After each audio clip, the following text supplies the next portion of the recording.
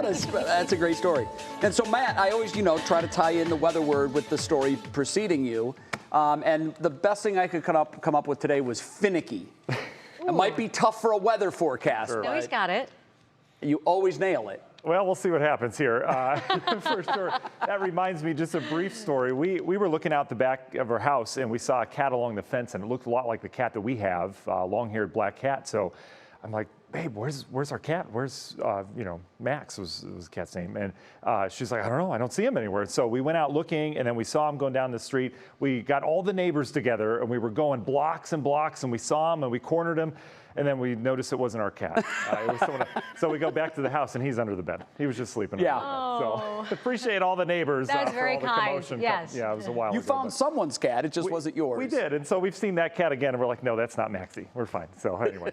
All right. Let's talk about yesterday. What a great job Peyton and Jason did holding down the fort here in terms of the tornado coverage yesterday. We did have a confirmed tornado as of today. National Weather Service has to go down and survey all the damage events. They surveyed this one, which is near the town of Shreve. This is southern Wayne County, northern Holmes County here. The path, you can see it there, crossing right over the county line border there.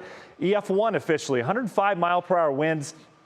If you look at the terrain, it's very hilly down here. You won't know that if you're down there, but they've got a pretty decent elevation gain here that this tornado continued to go across. It was about 2.2 miles on the ground. That's not particularly long. We don't have long track tornadoes typically in Northeast Ohio, but 100 yards wide as a football field. How about that?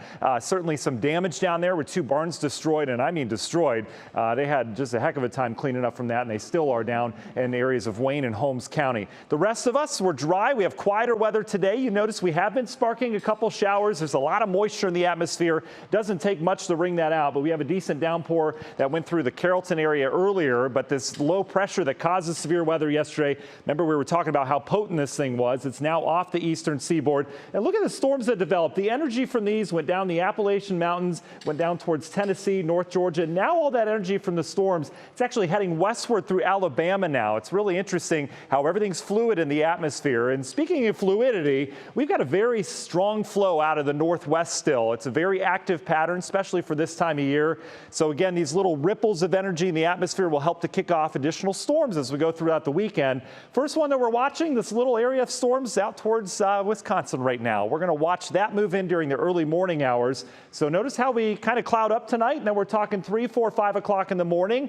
Perhaps some rain and rumbles around here. It'll be quick. The National Design Hour by our forecast has those rain and rumbles moving through and our very finicky atmosphere around here. It can't seem to make up its mind. You notice how the rain's out of here early tomorrow, so maybe morning rush hour wet surfaces, and then we're dry the rest of the day. Another hot sunny day expected in the afternoon. And we talk heat. We're not done with it yet. 88 tomorrow, 90s this weekend. That will come with some storm chances. We'll talk a little bit more about these weekend storm chances coming up in the next half hour. Union Home Mortgage 7-day forecast 90 with isolated storms on Saturday, scattered storms on Sunday. And next week we're back into the 80s with more rain and rumble chances around here. Jay? Okay, Matt, thank you very much.